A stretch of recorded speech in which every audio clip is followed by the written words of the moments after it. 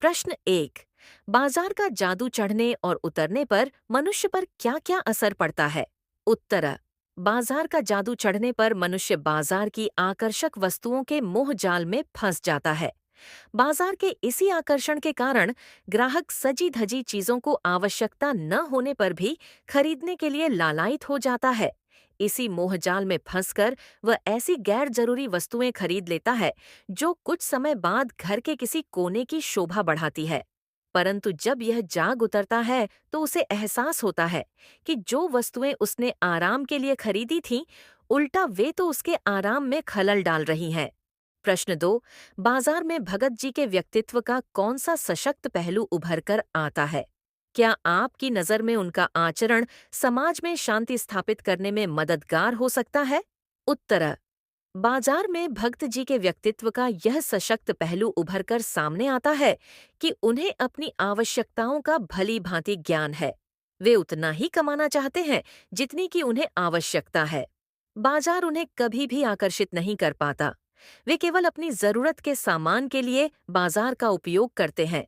वे खुली आंखें, संतुष्ट मन और मग्न भाव से बाजार जाते हैं।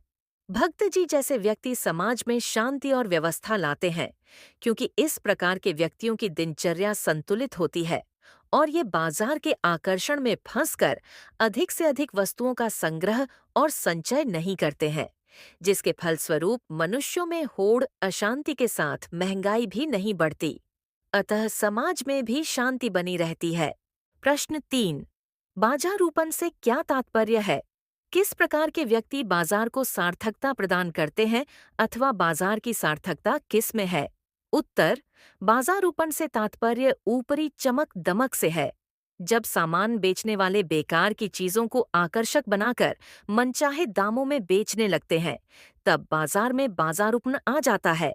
इसके अलावा धन को दिखावे की वस्तु मानकर व्यर्थ में उसका दिखावा करने वाले ग्राहक भी बाजार में बाजारूपन लाने में सहायक होते हैं। जो विक्रेता ग्राहकों का शोषण नहीं करते और छल कपट से ग्राहकों को लुभाने का प्रयास नहीं करते, साथ ही जो ग्राहक अपनी आवश्यकताओं की चीजें खरीदते हैं, वे बाजार को सार्थकता प्रदान करते हैं।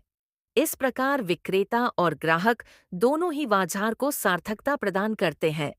मनुष्य की आवश्यकताओं की ज्यादा से ज्यादा पूर्ति करने में ही बाजार की सार्थकता है। प्रश्न 4। बाजार किसी का लिंग, जाति, धर्म या क्षेत्र नहीं देखता, वह देखता है सिर्फ उसकी क्रय शक्ति को।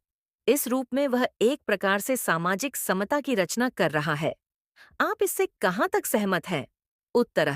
हम इस बात से पूरी तरह सहमत हैं, क्योंकि आज हम जीवन के प्रत्येक क्षेत्र, पढ़ाई, आवास, राजनीति, धार्मिक स्थल आदि सभी में लिंग, जाति, धर्म के आधार पर होने वाले विभिन्न भेदभाव देखते हैं।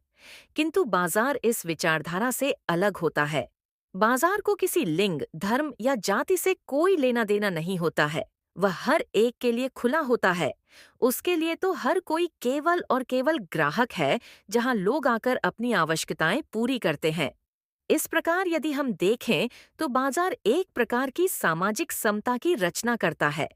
प्रश्न 5। बाजार दर्शन पाठ में किस प्रकार के ग्राहकों की बात हुई है? आप स्वयं को किस श्रेणी का ग्राहक मानती हैं? उत्तर। बाजार दर्शन पाठ में कई प्रकार के ग्राहकों की चर्चा की गई है, जो निम्नलिखित हैं। खाली मन और खाली जेब वाले ग्राहक, भरे मन और भरी जेब वाले ग्राहक, परचेजिंग पावर का प्रदर्शन करने वाले ग्राहक, बाजारूपन बढ़ाने वाले ग्राहक, अपव्ययी ग्राहक, भरे मन वाले ग्राहक, मितव्ययी और संयमी ग्राहक। मैं अपने आप को भरे मन वाला ग्राहक समझती हूँ, क्योंकि मैं आवश्यकता अनुसार ही बाजार का रुख करती हूँ और जो मेरे लिए जरूरी वस्तुएं हैं वे ही खरीदती हूँ। प्रश्न 6। लेखक ने पाठ में संकेत किया है कि कभी-कभी बाजार में आवश्यकता ही शोषण का रूप धारण कर लेती है। क्या आप इस विचार से सहमत हैं? तर्क सहित उत्तर दीजिए। उत्तर। हम इस बात से पूरी तरह सहमत हैं।